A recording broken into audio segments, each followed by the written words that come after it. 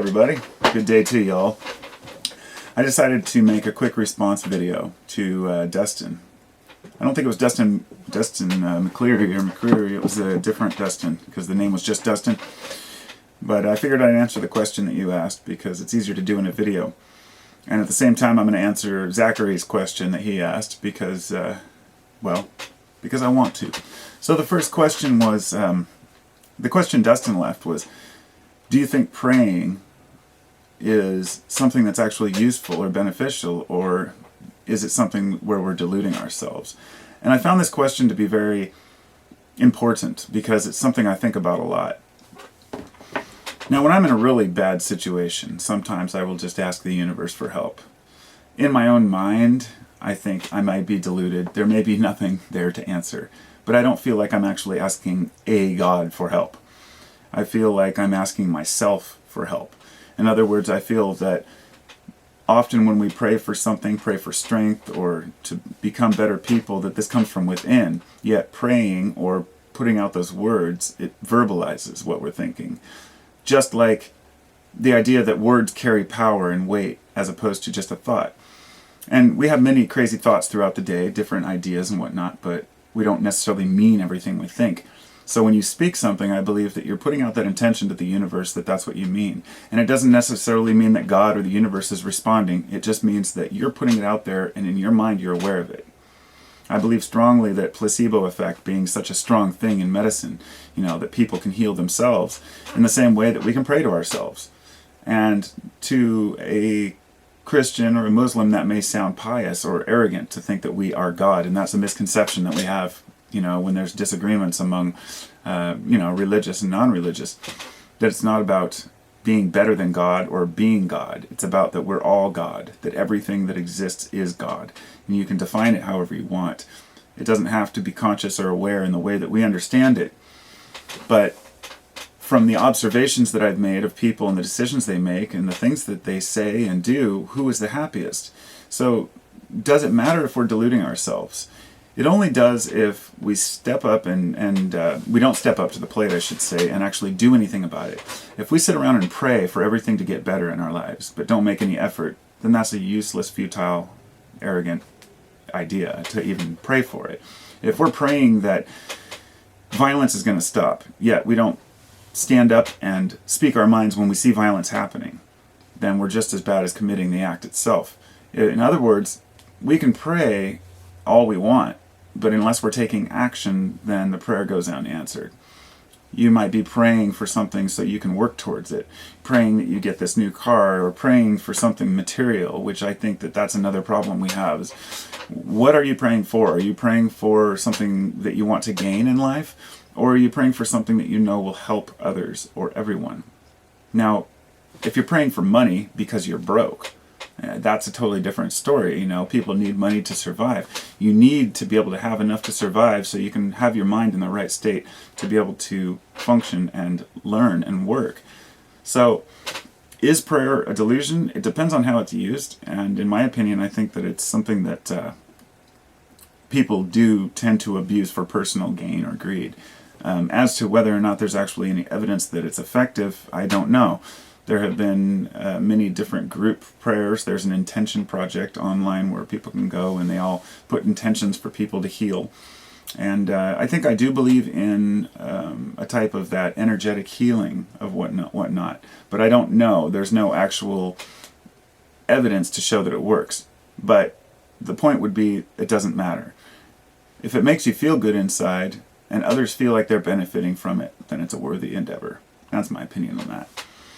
So, to answer Zachary's question, he asked about the ancestors, and I found this interesting. I did answer it on the link or on the comment, but I kind of wanted to go a little more into depth about it. Which was, he said, should we respect our ancestors, and does it feel like we're losing touch with giving credit to our ancestors or to respecting them? And I'm assuming he meant within our own families, but I'm not sure. It's a very tough question because, looking at Japanese culture and how they revere their elders, and you're supposed to respect and revere your elders regardless of whether or not they're a total asshole, whether they're abusive, and in many cases people are just forced to respect people they otherwise don't. or at least pretend that they respect people that they really don't. And I think that that's painful and that can be damaging to a person. To give you an example, I have family that I've never met, let's say, distant cousins and whatnot. And I have really close friends that aren't blood relatives, but that I've known all my life. And it doesn't come down to the question of who would you save or push out from in front of a train, that kind of stuff, because saving, that's just silly thought. The idea is, who's more important to me in the nutshell, and that's my friends. Because I could live without the people I've never met, but I couldn't live the same without my friends. I would miss them. So blood in that sense doesn't mean anything, really.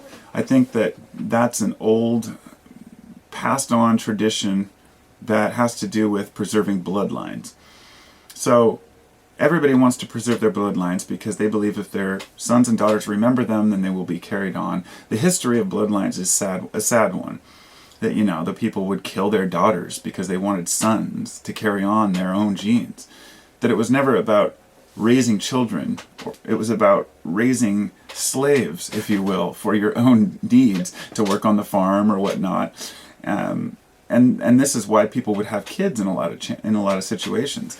So we have the Mormons who would have tons of kids and reproduce like crazy and continue to this day. And do you just respect someone in your family because they're of the same religion? A lot of people do. A lot of people, the same way that we respect our elders only because they're in our family, many people will respect another human being merely because they believe the same thing that we do. And I find that to be appalling in many regards. That's back to the groupthink, but it's a little more touchy because it depends on if it's harmful or not. If two people want to believe that the earth is flat and they want to talk about it, then so be it. Is there any damage done? Not really. However, if two people were believing that Muslims are all terrorists, is that going to be an issue? Of course it is, because they'll continue to tell others to be more intolerant.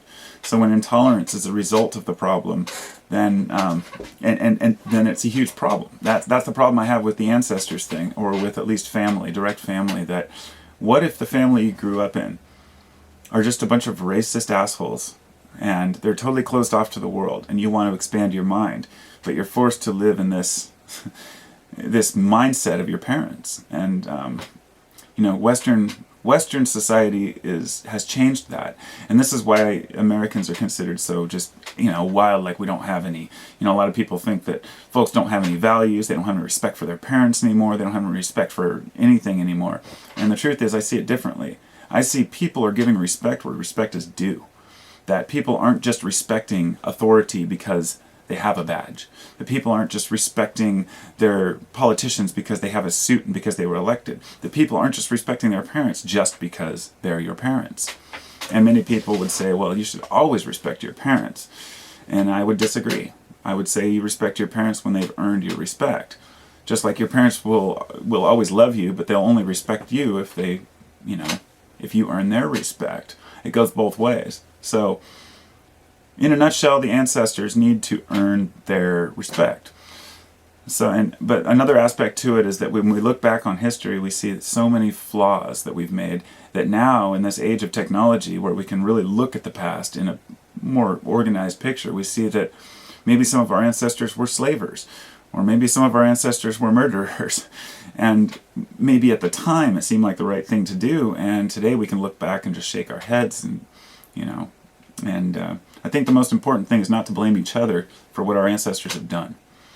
To never be, I've been called a racist by, say, blacks or Native Americans because they say that I'm white, therefore my ancestors slaughtered theirs. And I say, this is where ancestors, these are people that may have a related chromosome to me. It has nothing to do with my thought patterns. But if we continue to carry on the family traditions, then it can. So I guess that's my insight on that one. So I hope that helps, and have a good day, everybody.